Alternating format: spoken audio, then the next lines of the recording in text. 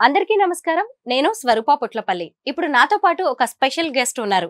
ఆవిడ మరెవరో కాదు, ఇన్స్టా ఫేమ్, సోషల్ ఇన్ఫ్లుయెన్సర్, శారీకి బ్రాండ్ అంబాసిడర్, ఆర్జేగా విజేగా ఎన్నో విజయాలను దక్కించుకొని మల్టీ టాలెంటెడ్ విమెన్ గా తనకంటూ ఒక గొప్ప పేరుని సంపాదించుకున్నారు ప్రణవి సాధనాల. ప్రణతి మనసు పలికే, అలాగే మాటే మంత్రంతో తనకంటూ ఎంతో మంది అభిమానుల్ని సంపాదించుకున్న ప్రణవి సాధనాల ఇప్పుడు నాతో పాటు ఉన్నారు. ఆవిడతో మాట్లాడి ఎన్నో ఇంట్రెస్టింగ్ విషయాలను తెలుసుకుందాం. హలో ప్రణవి. హాయ్. సాయిబాబా గుడికి వెళ్తుంటారా అమెరికాలో కూడా? నేను బాబా పాటలు రాశాను 6 పాటలు.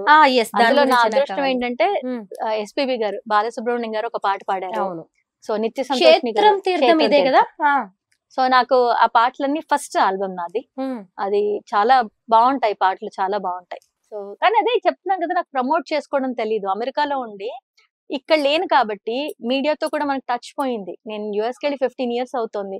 సో ఎవరిని అప్రోచ్ అవ్వాలి, ఎలా చేయాలో తెలియక అవి నేను సరిగ్గా ప్రమోట్ చేసుకోలేకపోయాను. ప్రమోషన్ కంటే ఏంటంటే నాకు రాయాలనిపించింది, రాశాను. బాబా పాటలు నేను వింటాను రోజు, అలా స్పీకర్ లో పెట్టుకొని నేను వింటాను. నాకు అందులో తృప్తి ఉంటుంది. పాడించేసి రాసి అన్ని చక్కగా ఆల్బమ్స్. ఓకే, ఆడియో ఆల్బమ్స్ చాలా నేను వినాలి. అయితే మా ఆడియన్స్ కూడా వినిపిస్తాను తప్పకుండా. చాలా థ్యాంక్స్ ప్రణవి. అసలు మనం ఎన్ని రోజులు అయిపోయింది, 20 years నుంచి పరిచయం, 15 years అయినట్టుంది మనం కలిసి కదా. ఇవాళ చాలా రోజుల తర్వాత అసలు ఎప్పుడు సోషల్ మీడియానే మనల్ని ఇలా కనెక్ట్ చేసి మనం అదే చెప్తున్నాను కదా, మనం మాట్లాడుకుంటూ ఉంటాం కదా. మనం మెసెంజర్ త్రూ. నేను ఢిల్లీ వెళ్ళిపోయా, నువ్వు యుఎస్ వెళ్ళిపోయావు. ఎప్పుడో ఇద్దరం హైదరాబాద్ కలిసి రాలేదు, ఒక్కసారి వచ్చాం కానీ కలవలేదు. ఇలా ఇంటర్వ్యూ సాక్షిగా నీ గురించి ఎన్నో విషయాలు అందరికి చెప్పాలి అనిపించింది అనమాట. ఇంకా అసలు నేను చాలా సక్సెస్ చూస్తాను, నేను ఇప్పటికే ఎంతో చూసాను. ఇంకా మంచి కాదు ఏంటంటే, చేతనైనంత వరకు హ్యాపీగా ఉండి, నేను సంతోషంగా ఉండి నలుగురిని సంతోషంగా ఉంచాలన్న ఆలోచన మాత్రం నాది స్వరూప. ఎందుకంటే లైఫ్ ఒకటే, ఎవరికైనా ఒకటే. మనం ఏమీ తీసుకురాలేదు, ఏమీ తీసుకెళ్ళలేదు. కానీ ఈ మధ్య నాటకం ఏదైతే ఉంటుందో దాంట్లో అందరూ ఎంతో కొంత స్వార్థంతో ఉంటాం. కానీ నీ స్వార్థం నీకు సహాయం చేస్తే పర్వాలేదు, కానీ పక్క వాళ్ళకి అన్యాయం చేయకుండా ఆ ఉండాల్సినంత ఆ కొంచెం స్వార్థంతో, అంటే నేను సంతోషంగా ఉండాలి అన్న స్వార్థం ఉండాలి, కానీ నేను సంతోషంగా ఉండడానికి పక్క వాళ్ళని తొక్కి నేను సంతోషంగా ఉండాలన్న స్వార్థం లేకుండా ఉంటే చాలు ఎవరికైనా. మాటే మంత్రంలోని కొన్ని కొటేషన్స్ మాకు చెప్తావా, కోట్స్? ఇక ఇవన్నీ అవే. ఇక నువ్వు చూస్తే మొత్తం తర్వాత చూసుకున్నావు అనుకో, ఎపిసోడ్ అంతా మాటే మంత్రం. యాక్చువల్ గా నీకు బాగా ఏది ఇష్టం అంటే సడన్ గా నేను చెప్పాను కదా ఇందాక, చెప్పారట చేశారట ఒకటి. ఇంకా బాగా ఇష్టమైంది ఏంటంటే, ఇంట గెలిచి రచ్చగెలువు అన్న మాటని. దాన్ని మాటే మంత్రంగా చెప్పాలంటే ఏం చెప్తానంటే, మనం ఎంతసేపు ఎదుటి వాళ్ళని ఇంప్రెస్ చేయడానికి, ఎదుటి వాళ్ళు ఇంప్రెస్ అయితే చాలు అనుకోవడానికి చూస్తాం, కానీ ఎంతమంది ఇంట్లో వాళ్ళు సంతోషంగా ఉన్నారా లేదా అని ఆలోచిస్తున్నారు. ముందు నీ కుటుంబం, నీ పిల్లలు, తర్వాతే ప్రపంచం.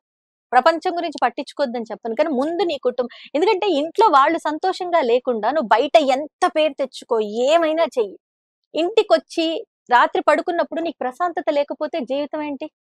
నీ పిల్లలు, నీ హస్బెండ్ సంతోషంగా లేకపోతే నీ జీవితం ఏంటి? సో ముందు ఇంట గెలిచి తర్వాత రచ్చ గెలవడానికి ప్రయత్నించండి. అంతేగాని ఈ వ్యూస్ కోసం అని, లైక్స్ కోసం అని, ఈ నలుగురు మనని గుర్తుపడతారు, నలుగురికి మనం వైరల్ అయిపోవాలో అని, మనం కాని మనల్ని ప్రజెంట్ చేసుకుంటూ బయట ఇంట్లో ఇష్టం లేని వాళ్ళు చాలా మంది ఉంటారు. ఇప్పుడు మా వదినకి చాలా ఇష్టం చేయడం, నా సొంత వదినకి, మా అన్నయ్య వైఫ్ కి రీల్స్ చేయడం చాలా ఇష్టం. మా అన్నయ్యకి ఇష్టం లేదు. ఇష్టం లేదంటే అది కూడా చెప్తున్నాను, అమ్మాయి స్వతంత్రాన్ని ఎలా తీసుకుంటాడని అంటారేమో. కాదు, ఇంట్లో పెరిగిన వాతావరణం అది, ఎలా చెయ్యాలి అని చెప్తాడు, కానీ వాడు అసలు ఇబ్బంది పెట్టడు. నేనేమంటానంటే, అమ్మాయికి ఇష్టమే, వాడిని కన్విన్స్ చేసుకో, వాడిని కన్విన్స్ చేసుకొని వాడు ఇష్టపడితే చెయ్యి. ఇష్టం లేదు అన్న తర్వాత కష్టపడి చేసుకొని ఇంట్లో వాళ్ళు గొడవలు పడడం అనేది నేను వద్దంటాను. నేను ఇప్పుడు అదే, మా వారు నన్ను ఎప్పుడు ఇబ్బంది పెట్టలేదు, నేను చేస్తున్నాను. ఆయనకి ఇష్టం లేదా నేను ఆపేస్తాను. ఎందుకు ఆపేయాలని నేను ఆపేస్తాను. ఎందుకంటే నా మొగుడు, అదే లైఫ్, హస్బెండ్ హ్యాపీగా ఉండాలి నాకు, అంతే. నాకు జనాలు కాదు, నా హస్బెండ్ హ్యాపీగా ఉండాలి. అందుకే తనకి ఇబ్బంది లేకుండా, తనకి నిజం చెప్పాలంటే తన ఫ్రెండ్స్ చాలా మంది ఎందుకు అన్న వాళ్ళు కూడా ఉన్నారు. అలాంటి వాళ్ళే తర్వాత గ్రూపుల్లో షేర్ చేసి, అరే జై వైఫ్, చూడు ఎంత బాగా చేసింది ఈ వీడియో అన్న వాళ్ళు ఉన్నారు కదా. అలా అనిపించుకోవాలి మనం. అలా కూడా ఆయనకి హ్యాపీ అనిపిస్తుంది. హ్యాపీగా ఉంటుంది. స్టోరీస్ లో కూడా పలుకే బంగారం ఆయన పెడతారు పలుకే కదా, బంగారం. దీనికి ఏంటి ఇన్స్పిరేషన్, ఏంటి రీజన్? అదేంటంటే ఇప్పుడు మనము పిల్లలకి చెప్తూ ఉంటాము. మనం చిన్నప్పుడు సమ్మర్ హాలిడేస్ వస్తే నాకు బాగా గుర్తు, చందమామ బాలమిత్ర పుస్తకాలు తెచ్చుకొని ఎన్ని చదివాం, రోజుకి ఎన్ని పుస్తకాలు ఫినిష్ చేసాం, ఎన్ని కథలు చదివాం అనేది కాంపిటీషన్ గా పెట్టుకునేవాళ్ళు. ఇప్పుడు ఆ కథలు ఎవరు చదువుతున్నారు? ఎక్కడ పోయాయి బాలమిత్ర చందమామ కథలన్నీ ఎక్కడ పోయాయి? ఎంతమందికి ఇష్టం ఉంది? సో నేనే అనుకుంటానంటే దీనికి మాత్రం ఇన్స్పిరేషన్ నా ఫ్రెండ్ వాళ్ళ కూతురు మోక్ష, భార్గవి అని నా ఫ్రెండ్ ఉంది. మోక్ష ఈవెన్ సహస్ర కూడా చిన్నప్పుడు రోజు కథ చెప్పమనేది. ఎక్కడి నుంచి తీసుకొస్తాను గుర్తుండవు మనకి చిన్నప్పుడు చదివిన కథలు. సెర్చ్ చేయడము, వెతకడము, మనం అక్కడికక్కడ అల్లి కథలు చెప్పడం అలా. సో మోక్ష కూడా రోజు ఒక కథ కావాలని ఏడిపించేది. భార్గవి నాతో ఫోన్ లో మాట్లాడుతున్నప్పుడు, అబ్బాయి దీనికి ఒక కథ చెప్పాలట ప్రణవి, కథ చెప్పి నేను మళ్ళీ మాట్లాడతా నీతో అని. అప్పుడు అనిపించింది నేనే కథ చెప్తే అది మీకు అలసిపోతాం. ఎవరైనా నేనైనా పొద్దునంతా పని చేసి అలసిపోయి పడుకున్నప్పుడు నిద్ర అలా పడుతున్న టైంలో పిల్లలు ఎవరైనా కథ చెప్పు అంటే కష్టపడే పేరెంట్స్ ఉంటారు. కాబట్టి మీరు ఆన్ చేయండి, ఫోన్ చేతికి ఇవ్వాల్సిన అవసరం లేదు. మీరు ఆన్ చేస్తే నేను కథ చెప్తా మీ పిల్లలకి.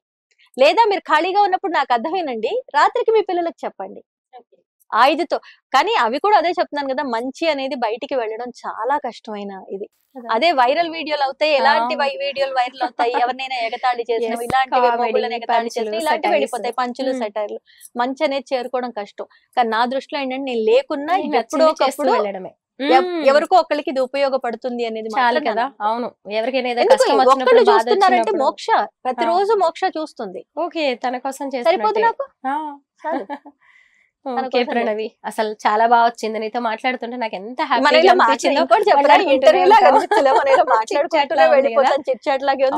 నువ్వు చాలా బిజీగా ఉన్నావు, నేను అడగగానే టైం ఇచ్చినందుకు చాలా థ్యాంక్స్. ఓకేనా, నువ్వు అనుకున్న కోరికలన్నీ త్వరగా నెరవేరాలని ఇలాంటి మంచి ఫ్రెండ్స్, మంచి శ్రేయోభిలాషుల విషయస్ ఎప్పటికీ ఉంటాయి. అవి దీవెనలే, భగవంతుడు ఇచ్చే దీవెనలే. Thank you so much. Okay.